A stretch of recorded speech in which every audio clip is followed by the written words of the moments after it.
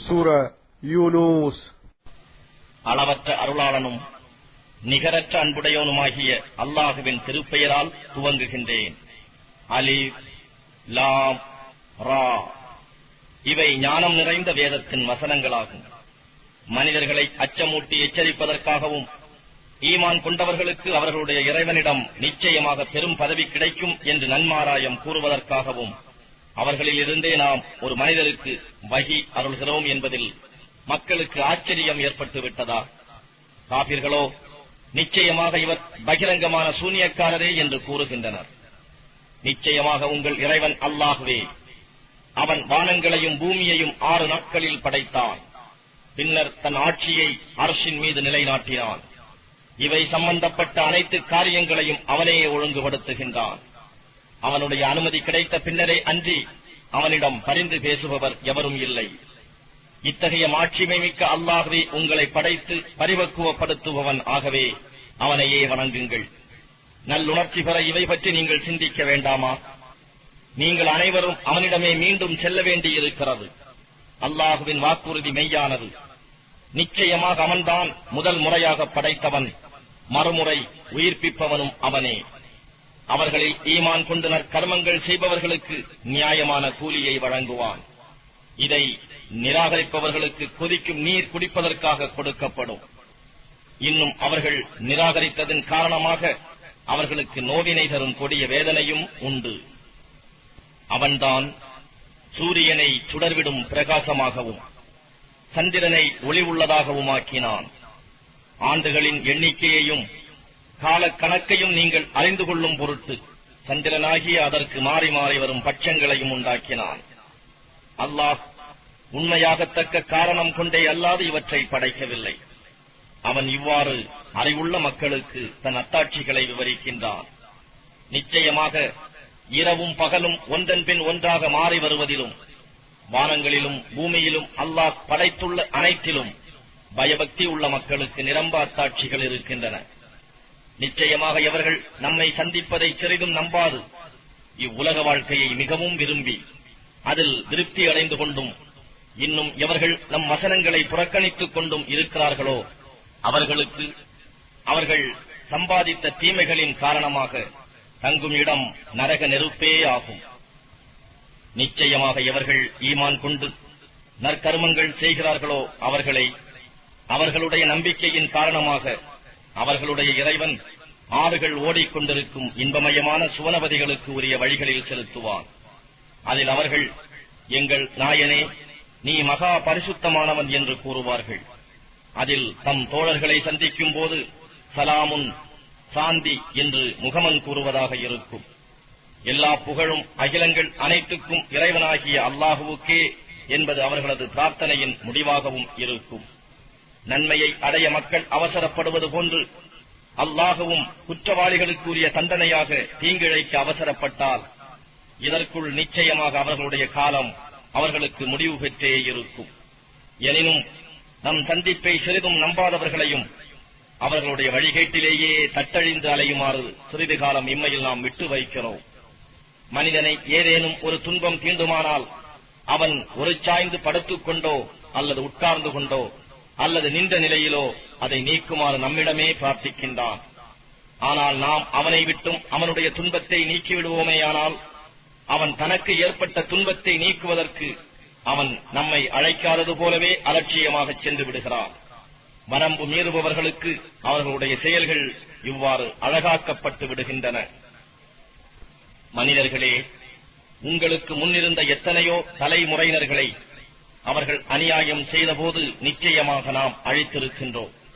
அவர்களிடம் அவர்களுடைய இறை தூதர்கள் தெளிவான அத்தாட்சிகளை கொண்டு வந்தார்கள். எனினும் அவர்கள் நம்பவில்லை. குற்றம் செய்யும் மக்களுக்கு நாம் இவ்வாறே கூலி கொடுக்கின்றோம். அவர்களுக்கு பின்னர் உங்களை பூமியில் பிரதிநிதிகளாக்கி நீங்கள் எவ்வாறு நடந்து கொள்கிறீர்கள் என்று கவனிக்கின்றோம். அவர்கள் மீது தெளிவான நம் வசனங்கள் ஓதி காண்பிக்கப்பட்டால் நம்முடைய சந்திப்பை நம்பாதவர்கள் இதுவல்லாது வேறு ஒரு குர்ஆனை நீர் கொண்டு வாரும் அல்லது இதை மாற்றிவிடும் என்று கூறுகிறார்கள். அதற்கு என் மனப்போக்கின்படி அதை நான் மாற்றிவிட எனக்கு உரிமை இல்லை. என் மீது வஹியாக அறிவிக்கப்படுபவற்றை தவிர வேறெதையும் நான் பின்பற்றுவதில்லை. என் இறைவனுக்கு நான் மாறு செய்தால் மகத்தான நாளின் வேதனைக்கு நான் ஆளாக வேண்டும் என்பதை நான் நிச்சயமாக பயப்படுகிறேன் என்று நபியே நீர் கூறுவீராக. இதை நான் உங்களுக்கு ஓதி காட்டக்கூடாது என்று அல்லாஹ் நாடியிருந்தால் இதனை நான் உங்களிடம் ஓதி காண்பித்திருக்க மாட்டேன். நிச்சயமாக நான் இதற்கு முன்னர் உங்களிடையே நீண்ட காலம் வசித்திருக்கிறேன். இதை நீங்கள் உய்த்து உணர வேண்டாமா என்று நபியே நீர் கூறுவீராக. அல்லாஹுவின் மீது பொய் கூறுபவன் அல்லது அவனுடைய வசனங்களை பொய்ப்பிக்க முற்படுபவன் இவர்களை விட அநியாயம் செய்பவர் யார்? பாவம் செய்பவர்கள் நிச்சயமாக வெற்றியடைய மாட்டார்கள். தங்களுக்கு யாதொரு நன்மையோ தீமையோ செய்ய இயலாத அல்லாஹ் அல்லாதவற்றை முஷ்ரிக்குகள் வணங்குகிறார்கள். இன்னும் அவர்கள் இவை எங்களுக்கு அல்லாஹ்விடம் மன்றாட்டம் செய்பவை என்றும் கூறுகிறார்கள். அதற்கு நீர், வானங்களிலோ பூமியிலோ அல்லாஹ் அறியாதவை இருக்கின்றன என எண்ணிக்கொண்டு நீங்கள் அவனுக்கு அறிவிக்கின்றீர்களா? அவன் மிகவும் பரிசுத்தமானவன், அவர்கள் இணை வைப்பவற்றை விட மிகவும் உயர்ந்தவன் என்று கூறும். மனிதர்கள் யாவரும் ஆதியில் ஒரே இனத்தவராகவே அன்றி வேறில்லை. பின்னர் அவர்கள் மாறுபட்டுக் கொண்டனர். உங்கள் இறைவனிடம் இருந்து இம்மையின் கூலி மறுமையில் பூரணமாக கொடுக்கப்படும் என்ற ஒரு வார்த்தை முந்தி ஏற்பட்டிருக்காவிட்டால் அவர்கள் எந்த விஷயத்தில் மாறுபட்டிருக்கின்றனரோ அதை பற்றி அவர்களிடையே இதற்குள் முடிவு செய்யப்பட்டிருக்கும். மேலும் அவர்கள் இவர் மீது இவருடைய இறைவனிடம் இருந்து நாம் கோரும் ஏதேனும் ஒரு அத்தாட்சி இறக்கப்பட வேண்டாமா என்று கூறுகிறார்கள். அதற்கு மறைவான விஷயங்கள் அல்லாஹுவுக்கு மாத்திரமே தெரியும், நீங்கள் எதிர்பார்த்திருங்கள், நானும் உங்களுடன் எதிர்பார்த்திருக்கிறேன் என்று நபியே நீர் கூறுவீராக. மனிதர்களுக்கு ஏற்பட்ட துன்பங்களுக்கு பின் அவர்களை நம் ரஹ்மத்தை கிருபையை அனுபவிக்கும்படி நாம் செய்தால் உடனே அவர்கள் நம் வசனங்களில் புரட்டு அர்த்தம் செய்ய சூழ்ச்சியோடு திட்டமிடுகிறார்கள். திட்டமிடுவதில் அல்லாஹுவே மிகவும் தீவிரமானவன் என்று அவர்களிடம் நபியே நீர் கூறும். நிச்சயமாக நீங்கள் செய்யும் சூழ்ச்சி செய்து திட்டமிடுவதையெல்லாம் என் தூதர்கள் பதிவு செய்து கொண்டிருக்கிறார்கள். அவனே உங்களை தரையிலும் கடலிலும் பயணம் செய்ய வைக்கிறான். சில சமயம் நீங்கள் கப்பலில் இருக்கும் போது சாதகமான நல்ல காற்றினால் கப்பலில் உள்ளவர்களை கப்பல்கள் சுமந்து செல்லும் போது அவர்கள் மகிழ்ச்சி அடைகிறார்கள். பின்னர் புயல் காற்று வீசி எல்லா பக்கங்களில் இருந்தும் அலைகள் மோதும் போது நிச்சயமாக அலைகளால் சூழப்பட்டோ தப்ப வழியில்லையே என்று எண்ணுகிறார்கள். அச்சமயத்தில் தூய உள்ளத்துடன் நீ எங்களை இதிலிருந்து காப்பாற்றிவிட்டால் மெய்யாகவே நாங்கள் உனக்கு நன்றி செலுத்துபவர்களாக இருப்போம் என்று அல்லாஹுவிடம் பிரார்த்திக்கின்றார்கள். அவன் அவர்களை காப்பாற்றிவிட்டதும் அவர்கள் பூமியின் மேல் நியாயம் இல்லாது அழிச்சாட்டியம் செய்கிறார்கள்.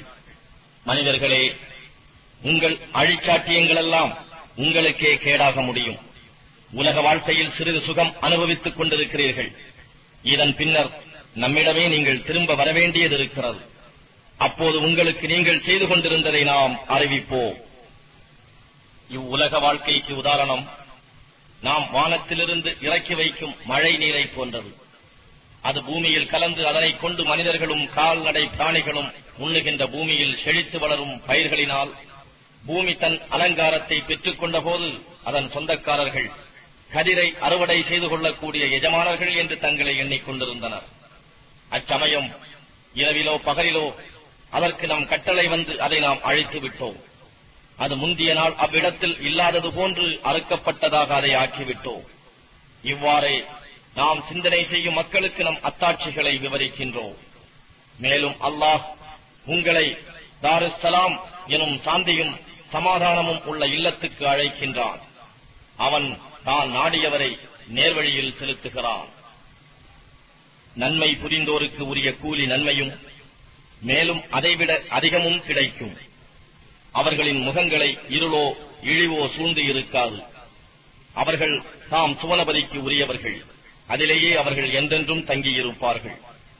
ஆனால் தீமையை சம்பாதிப்பவர்களுக்கு அவர்கள் செய்த தீமைக்கு கூலியாக அதுபோன்ற தீமையே ஆகும். அவர்களை இழிவு சூழ்ந்து கொள்ளும். அவர்களை அல்லாஹ்வின் தண்டனையை விட்டு காப்பாற்றுபவர் எவரும் இலர். இருண்ட இருளையுடைய இரவின் ஒரு பாகம் அவர்கள் முகங்களை சூழ்ந்து சுற்றிக் கொள்ளப்பட்டது போல் அவர்களின் முகங்கள் காணப்படும். அவர்கள் நரக நெருப்புக்கு உரியவர்கள். அவர்கள் அங்கேயே என்றென்றும் இருப்பார்கள். இன்னும் விசாரணைக்காக நாம் அவர்கள் அனைவரையும் ஒன்று சேர்க்கும் நாளில் இணை வைத்தவர்களை நோக்கி, நீங்களும் நீங்கள் இணை வைத்து வணங்கியவையும் உங்களிடத்திலேயே சிறிது தாமதித்து இருங்கள் என்று சொல்வோம். பின்பு அவர்களிடையே இருந்த தொடர்பை நீக்கிவிடுவோம். அப்போது அவர்கள் இணை வைத்து வணங்கியவை அவர்களிடம் நீங்கள் எங்களை வணங்கவே இல்லை என்று கூறிவிடும். நமக்கும் உங்களுக்கும் இடையே சாட்சியாக அல்லாஹ் போதுமானவன். நீங்கள் எங்களை வணங்கியதை பற்றி நாங்கள் எதுவும் அறியோம் என்றும் அவை கூறும். அங்கு ஒவ்வொரு ஆன்மாவும் தான் செய்து அனுப்பிய செயல்களின் பயன்களை சோதித்து பார்த்துக் கொள்வர். பின்பு அவர்கள் தங்கள் உண்மை இறைவனான அல்லாஹுவின் பக்கம் திரும்பிக் கொண்டு வரப்படுவார்கள். அவர்கள் கற்பனை செய்து கொண்ட தெய்வங்கள் அனைத்தும் அவர்களை விட்டு மறைந்துவிடும். உங்களுக்கு வானத்திலிருந்தும் பூமியிலிருந்தும் உணவளிப்பவன் யார்? உங்கள் செவிப்புலன் மீதும் உங்கள் பார்வைகளின் மீதும் சக்தியுடையவன் யார்? இறந்தவற்றிலிருந்து உயிருள்ளவற்றையும் உயிருள்ளவற்றிலிருந்து இறந்தவற்றையும் வெளிப்படுத்துபவன் யார்? அகிலங்களின் அனைத்து காரியங்களையும் திட்டமிட்டு செயல்படுத்துபவன் யார் என்று நபியே நீர் கேளும். உடனே அவர்கள் அல்லாஹ் என பதிலளிப்போர்கள். அவ்வாறாயின் அவனிடம் நீங்கள் பயபக்தியுடன் இருக்க வேண்டாமா என்று நீர் கேட்பீராக. உண்மையாகவே அவன்தான் உங்களை படைத்து பாதுகாக்கும் அல்லாஹ். இந்த உண்மைக்கு பின்னரும் நீங்கள் அவனை வணங்காவிட்டால் அது வழிகேட்டை தவிர வேறில்லை. இப்பேருண்மையை விட்டு நீங்கள் எங்கு திரும்பப்படுகிறீர்கள்? இவ்வாறு பாசிக்குகள் பாவம் செய்பவர்களுக்கு எதிராக கூறப்பட்ட உங்களுடைய இறைவனின் வாக்கு நிரூபிக்கப்பட்டு விட்டது. நிச்சயமாக அவர்கள் நம்பிக்கை கொள்ளவே மாட்டார்கள். நபியே நீர் கேட்பீராக, நீங்கள் இணை வைத்து வணங்குபவற்றில் புதிதாக படைக்கக்கூடியதும் பின்பு மறுமையில் அதனை மீள வைக்கக்கூடியதும் ஆன சக்தி படைத்தது ஏதேனும் உண்டா என்று.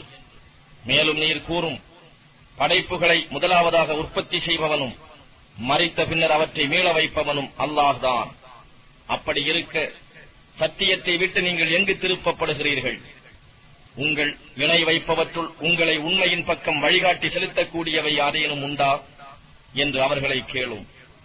மேலும் அல்லாஹ்வே உண்மையின்பால் வழிநடத்தி செலுத்துகிறான். சத்தியத்தின்பால் நேரான வழியில் செலுத்தக்கூடியவனை பின்பற்றுவது முறையா, அல்லது பிறர் வழிகாட்டாவிட்டால் தானாக வழிநடக்க முடியாததை பின்பற்றுவது முறையா? உங்களுக்கு என்ன நேர்ந்துவிட்டது? சத்தியத்துக்கு மாறாக நீங்கள் எவ்வாறு முடிவு செய்கிறீர்கள் என்றும் நீர் சொல்லும். ஆனால் அவர்களில் பெரும்பாலோர் ஆதாரமற்ற யூகங்களையே அன்றி வேறெதையும் பின்பற்றவில்லை. நிச்சயமாக இத்தகைய ஆதாரமற்ற யூகங்கள் சத்தியத்துக்கு எதிராக எந்த ஒரு பயனும் தர இயலாது. நிச்சயமாக அல்லாஹ் அவர்கள் செய்பவற்றையெல்லாம் நன்கு அறிபவனாக இருக்கின்றான். இந்த குர்ஆன் அல்லாஹ் அல்லாத வேறு யாராலும் கற்பனை செய்யப்பட்டதன்று. அல்லாஹ்வே அதை அருளினான். அன்றியும் அது முன்னால் அருளப்பட்ட வேதங்களை மெய்ப்பித்து அவற்றில் உள்ளவற்றை விவரிப்பதாகவும் இருக்கிறது. ஆகவே இது அகிலங்களுக்கெல்லாம் இறைவனாகிய ரப்பிடம் இருந்து வந்தது என்பதில் சந்தேகமே இல்லை. இதை நம் தூதராகிய அவர் கற்பனை செய்து கொண்டார் என அவர்கள் கூறுகின்றார்களா? நபியே நீர் கூறும், நீங்கள் உங்கள் கூற்றில் உண்மையாளர்களாக இருந்தால் இதில் உள்ளதை போல் ஓர் அத்தியாயத்தை கொண்டு வாருங்கள். அல்லாஹ்வை அன்றி உங்களால் சாத்தியமானவர்களை உங்களுக்கு உதவி செய்ய அழைத்துக் கொள்ளுங்கள் என்று. அப்படி அல்ல, அவர்கள் அறிவால் அறிந்து கொள்ள இயலாததை அதன் விளக்கம் அவர்களுக்கு எட்டாத நிலையில் பொய்யென கூறுகிறார்கள். இவர்களுக்கு முன் இருந்தவர்களும் இவ்வாறே தாங்கள் அறிந்து கொள்ள முடியாதவற்றை பொய்ப்பித்தார்கள். ஆகவே அந்த அநியாயக்காரர்களின் முடிவு என்ன ஆயிற்று என்பதை நபியே நீர் நோக்குவீர்களாக. அவர்களில் இதன் மீது ஈமான் கொண்டவர்களும் இருக்கின்றனர், இதன் மீது ஈமான் கொள்ளாதோரும் இருக்கின்றனர். இன்னும் உங்கள் இறைவன் விஷமம் செய்பவர்களை நன்றாக அறிகிறான். நபியே, இவர்கள் உம்மை பொய்யரென கூறினால் என் செயலின் விளைவு எனக்கே, அவ்வாறே உங்கள் செயலின் விளைவு உங்களுக்கே. நீங்கள் நான் செய்வதன் விளைவிலிருந்து விடுபட்டவர்கள், நீங்கள் செய்வதன் விளைவிலிருந்து நான் விடுபட்டவன் என்று கூறுவீராக. இன்னும் வார்த்தைகளை கேட்பவர்கள் போல பாவனை செய்பவர்களும் அவர்களில் இருக்கின்றனர். எதுவுமே விளங்கிக் கொள்ள இயலா செவிடர்களை நீர் கேட்கும்படி செய்ய முடியுமா? உம்மை பார்ப்போரும் அவர்களில் இருக்கிறார்கள். எதுவும் பார்க்க இயலா குருடர்களை நீர் நேர்வழியில் செலுத்த முடியுமா? நிச்சயமாக அல்லாஹ் மனிதர்களுக்கு எவ்வித அநியாயமும் செய்வதில்லை. எனினும் மனிதர்கள் தமக்கு தாமே அநியாயம் செய்து கொள்கிறார்கள். அவன் அவர்களை ஒன்று சேர்க்கும் நாளில் தாங்கள் ஒரு பகலில் சொற்ப காலமே இவ்வுலகில் தங்கி இருந்ததாக அவர்கள் எண்ணுவார்கள். அப்போது தம்மில் ஒருவரை ஒருவர் அறிந்து கொள்வார்கள்.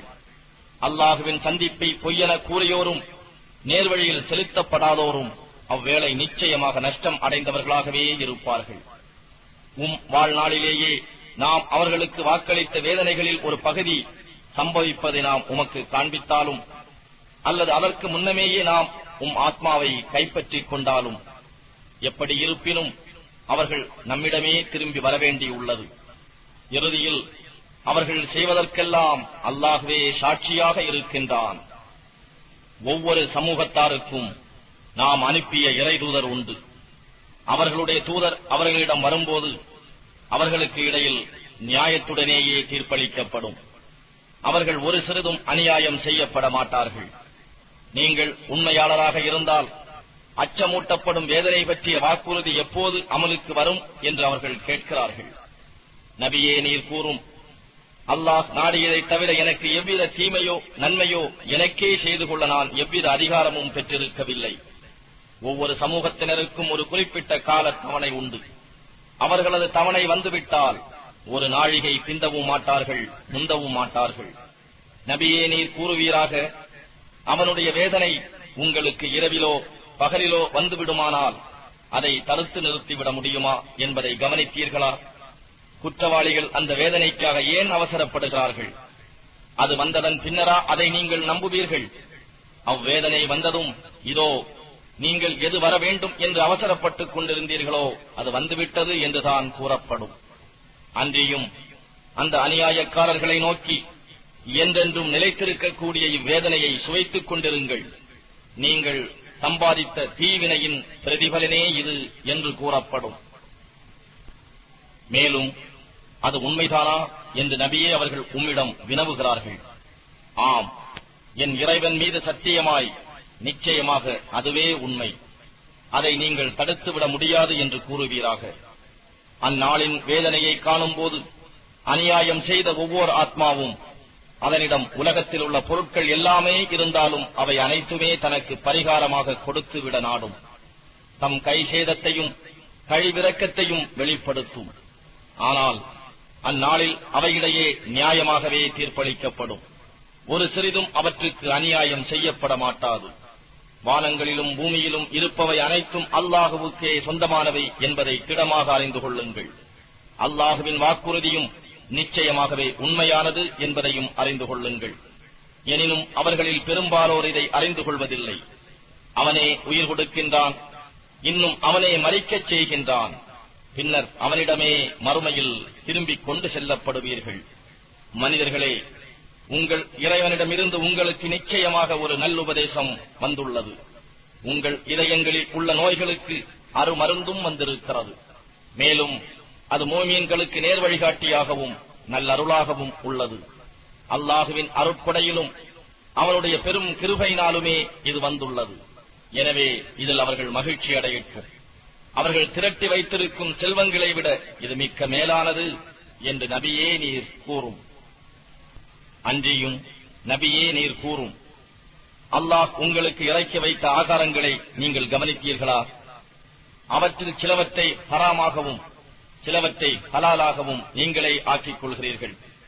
இப்படி தீர்மானித்துக் கொள்ள அல்லாஹ் உங்களுக்கு அனுமதி அளித்துள்ளானா? அல்லது அல்லாஹுவின் மீது நீங்கள் பொய் கற்பனை செய்கின்றீர்களா? அல்லாஹுவின் மீது பொய்யான கற்பனை செய்பவர்கள் மறுமை நாளை பற்றி என்ன நினைக்கிறார்கள்? நிச்சயமாக அல்லாஹ் மனிதர்கள் மீது பெரும் கிருபை உடையவனாக இருக்கின்றான்.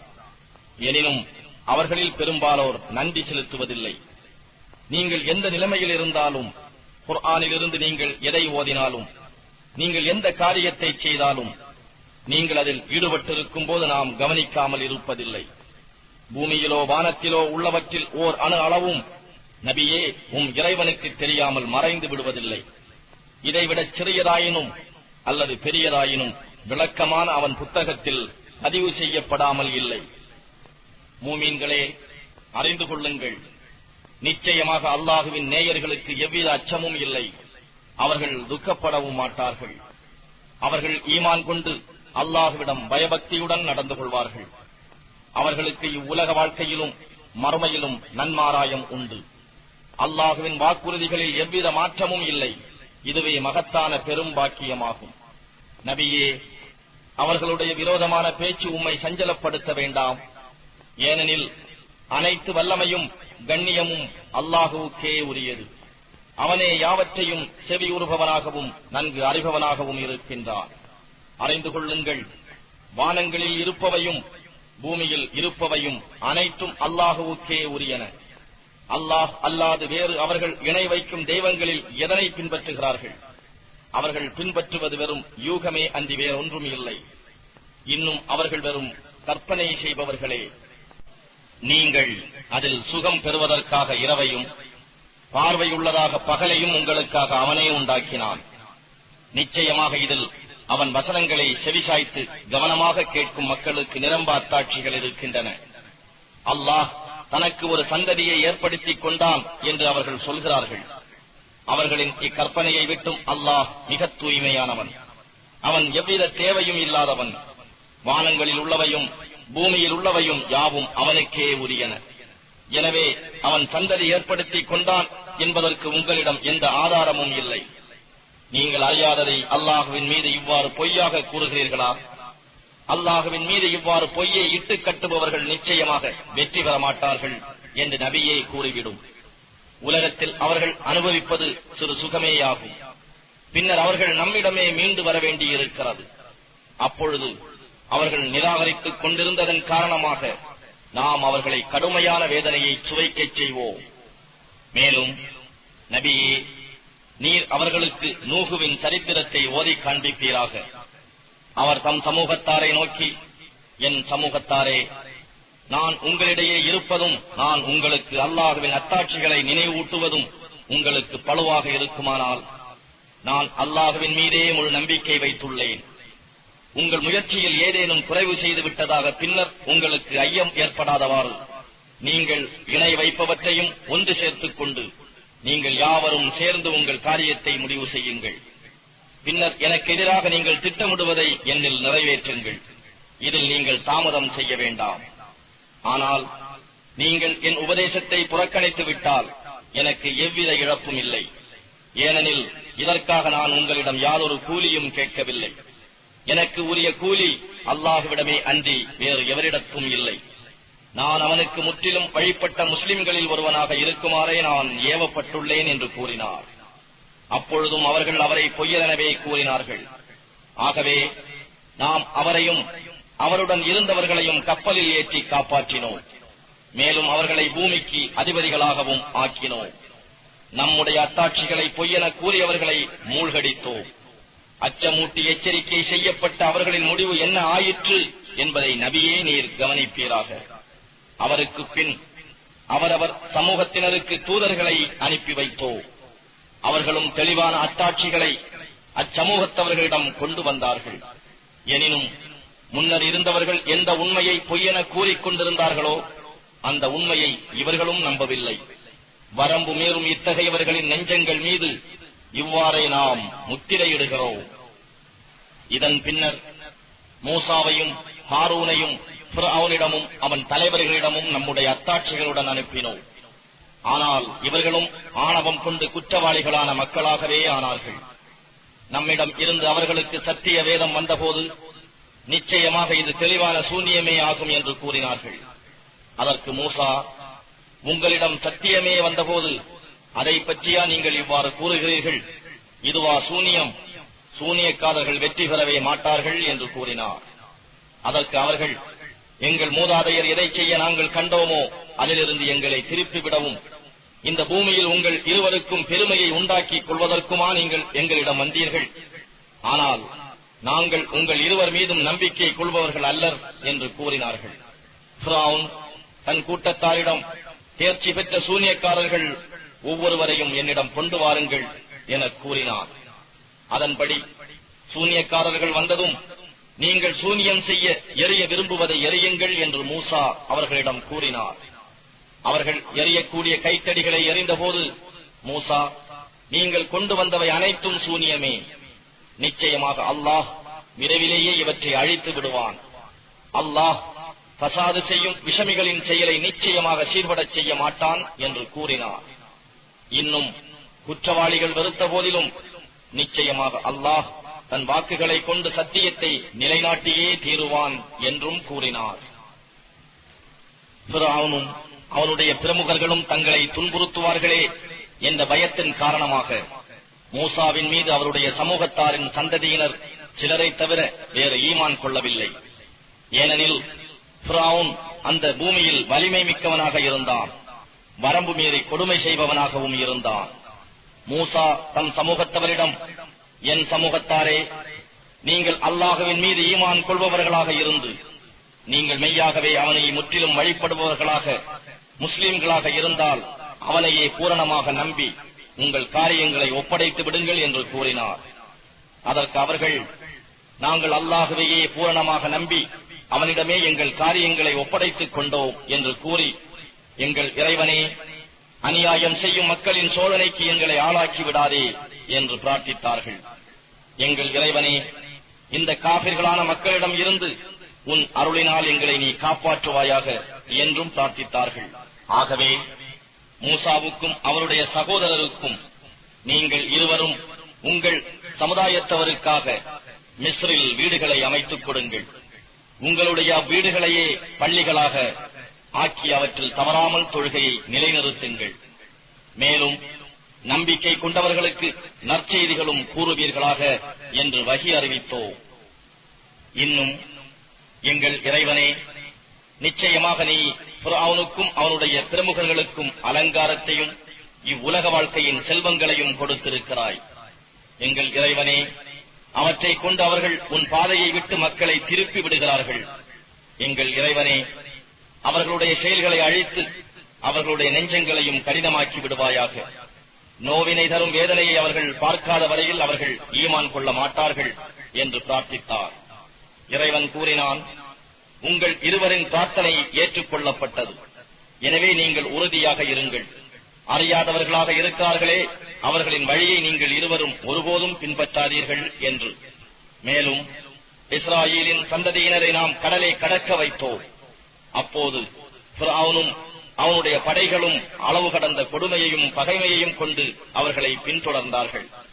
அவனை மூழ்கடிக்க வேண்டிய நேரம் நெருங்கி அவன் மூழ்க ஆரம்பித்ததும் அவன், பனு இஸ்ராயேல் எந்த நாயன் மீது ஈமான் கொண்டார்களோ அவனை தவிர வேறு இறைவன் இல்லை என்று நானும் ஈமான் கொள்கிறேன்.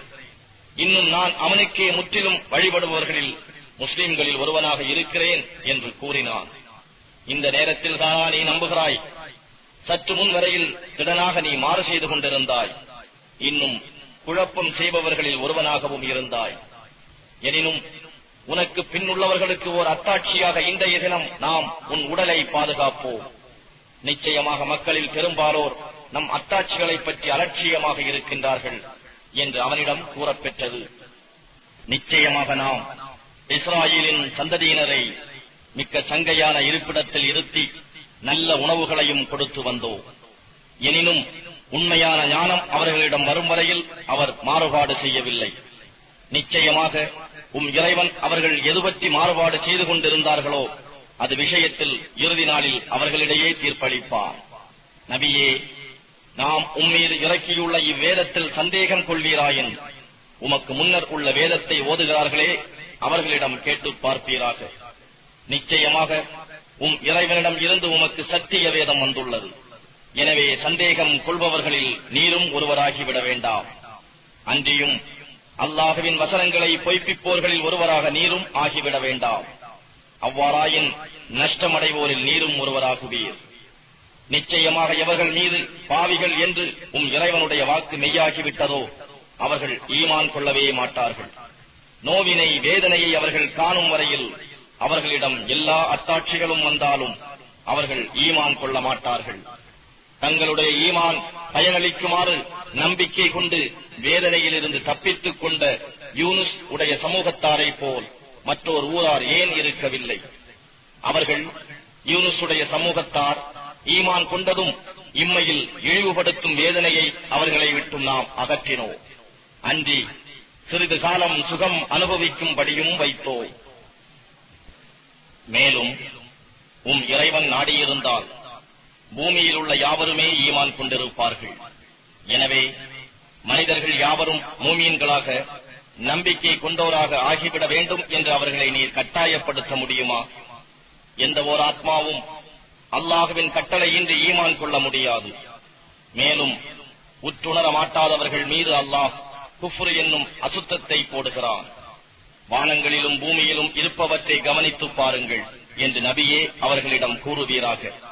எனினும் ஈமான் கொள்ளாத மக்களுக்கு நம் அத்தாட்சிகளும் எச்சரிக்கைகளும் பயனளிக்க மாட்டா. தங்களுக்கு முன் சென்று விட்டார்களே, அவர்களுக்கு ஏற்பட்ட நாள்களைப் போன்றதே அன்றி அவர்கள் வேறு எதனையும் எதிர்பார்க்கின்றனரா?